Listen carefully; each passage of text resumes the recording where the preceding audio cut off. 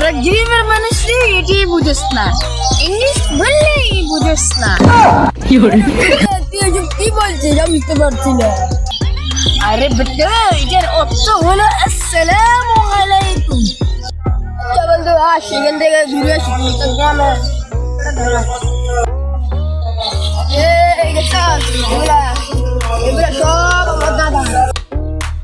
আরে বন্ধু এই জমিগুলো দেখিস না, এগুলো সব আমার বাপ দাদার।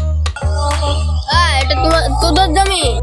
ওই দিন দেখলাম তোর বাবা ঘাস কাটতেছিল, আরেকজনের জমিতে ঘাস কাটতেছিল, তোর বাপরে পিঠা লাগাই আমার ওদিনকের কথা। এটা তো আমি এটা শোনার পরে আমার সাথে সাথে 1 কোটি টাকা দিয়ে আমার জমিটা কিনে নিয়েছি। কি হবে? আরে বাচ্চা তুমি বেশি বুঝবে না, এগুলো ছেড়ে দাও ছেড়ে দাও। আরে বুঝতে হবে না বাচ্চা, কারণ এই জমিটা তো 10 লাখ টাকা দিয়ে কিনছি আমি। আর বাচ্চা মনে হচ্ছে বেশি হয়ে গেল।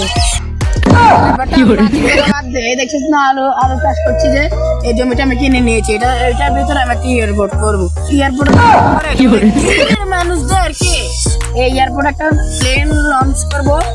প্রথম দিন তো একটা ব্লাস্ট হয়ে গেছে। এটা তো আমার আব্বু কিনছে, ওটা আলু চাষ করছি বেটা কাইলে। মনে হচ্ছে বেশি হয়ে গেলাম।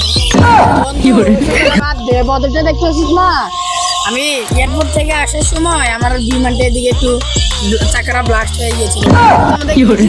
মানুষদেরকে আমি প্লেনে করে ঘুরাতাম, তোমাদের মতো আমি একটা মানে এটাতে আমি কিনছি 12 ঘন্টার জমি, আমি এটার ভিতরে একটা ইয়ে করবো না। গ্রিমের ম্যানেজদেরকে তাহলে আমি প্লেনে চড়াতাম, বুঝেছো? আচ্ছা বন্ধু তোর কাছে কত টাকা আছে বন্ধু?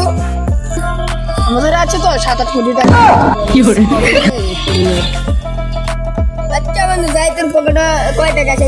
না না আচ্ছা বন্ধু দেখ পকেটে হাত দিই।